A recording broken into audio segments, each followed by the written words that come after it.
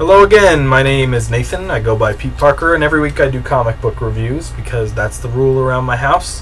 If I want to keep reading them, I gotta keep reviewing them online, so that's what I'm going to do.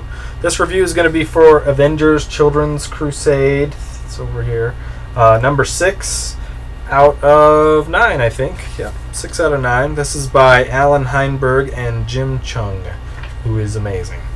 A lot of people are really, a lot of Marvel fans especially, are really happy about this book. They thought it was really awesome this week, and I am among them.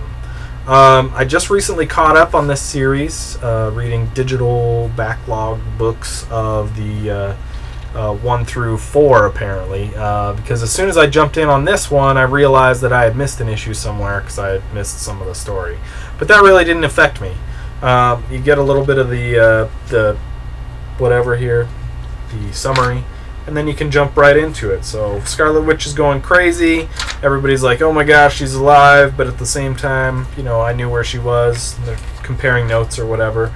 And then Wiccan gets the idea that he just needs to get near her, and then he tells her that he's her son, and she's like, oh, cool. In that case, everything's fine.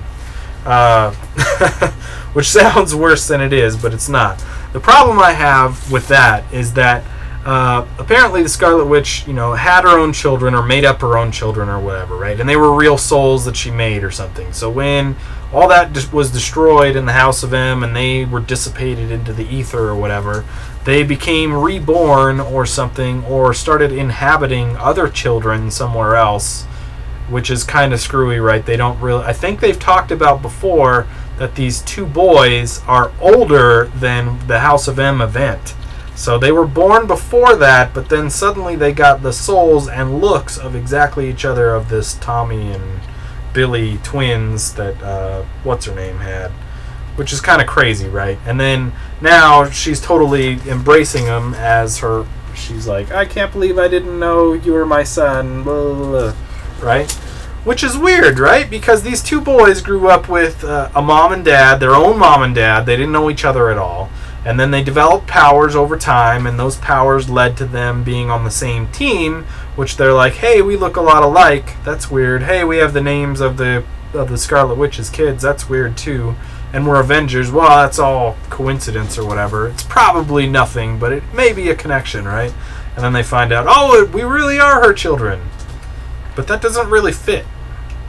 I guess it's fine. I guess it's the resolution that everybody's kind of looking for in that situation. But to me, it's like, no, it was kind of better when it was not, you know, really true. Anyway, and then the rest of this, this is like the first issue that Scott Lang has been restored back to his original self, and he's watching his daughter grow, Cassie, and he's like, whoa, you can grow, you're a superhero. And she's like, yeah, I used to steal your PIM particles or whatever. And he's like, oh, that's cool. Which is also kind of weird, because I never really read the Avengers books where Scott Lang was a big part of it. And I'm fine with the Ant-Men that they have now. And I think Cassie's stature is pretty cool, too. I don't know why we have to have Scott Lang back. His death was so instrumental and monumental at the time, and it meant something, right? Which is not always true of comic deaths.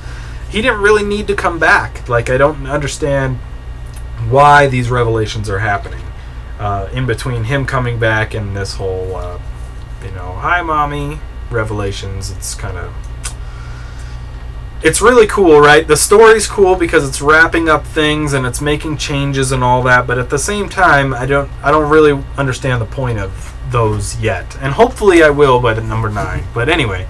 and then so Scarlet Witch feels really bad now that she's back in her old self, and she's like, I gotta fix all the mutants that I screwed over. And so they call up X Factor and say, hey, do you know anybody we can fix or whatever? This, I'm extremely paraphrasing because it's written much better than I'm giving credit here to. And they're like, hell no, screw you. And then Richter's like, oh, I'll take powers back, I like my powers. And so she zaps him in the head right here, and that seems to work or whatever. Which is also kind of weird too, right? Because they were like, oh, can I really undo what I did before? They're back and forth, and then she's like, alright, I'll try it, and it worked on one guy, right? what she said, like 5 words back in 2001 or 2 or early 2000s, and just changed the whole planet. But now she's got to individually go put her hands on everybody's head to make them go back. It's not really going to work, especially for all the dead mutants. And guess who's pissed about that? Really awesome 2-page spread of the X-Men with that original logo up there. Iceman looks great, although Cyclops looks a little old. There's a lot of lines in his face. But anyway, and then at the very end, she's like, "Oh, more mutants," instead of "no more mutants." So she's gonna try to give people their powers back, I guess. But really, this book, as much as there's revelations in it that are pretty awesome and pretty far-reaching. I mean, you got the X-Men, you got Avengers, you got like world changes going on, and the Scarlet Witch is back, and the Ant-Man is back, and all kinds of crazy stuff, right? That's all fine or whatever, as long as they're going to be better as we go on. But the real gem of this issue and this whole series really is the Mr. Chung's artwork. It's incredible. And the coloring on top by Justin Ponser, and I'm sure it's a combination of the inking too by Mark Morales, John Livesey, and Dave Macias, all make it extremely beautiful. It is probably the best looking book of this week easily, and I would probably pick it for my pick of the week just based on the art alone. Plus there's all these cool little Marvel implications that happen in there too that I may not agree with for happening here, but I'm excited about the implications they have to the rest of the world. What this doesn't deal with is how any of this ties into Fear itself, how any of this ties into the Schism event that's coming up, and if all that connects together, then this will be the best book ever. Well, for now anyway. So there you go, 5 out of 5. Avengers Children's Crusade number 6. It's really good. You should read the whole series if you're an Avengers fan or an X-Men fan. If you're a young Avengers fan, which I don't know anybody who's a fan of that particularly, but there you go, 5 out of 5. It's awesome. If you're looking for the rest of my reviews, they're under Spidey207 on YouTube or Peteparker on iFanboy and Comic Vine and the Marvel and DC databases, and anywhere else that will have me, really. If you have any suggestions or comments for me, go ahead and leave them or send me a message, and I'll try to get back to you as soon as I can. And I try to answer any and all questions that are shot my way. So there you go. Thanks for listening, and we'll talk to you later.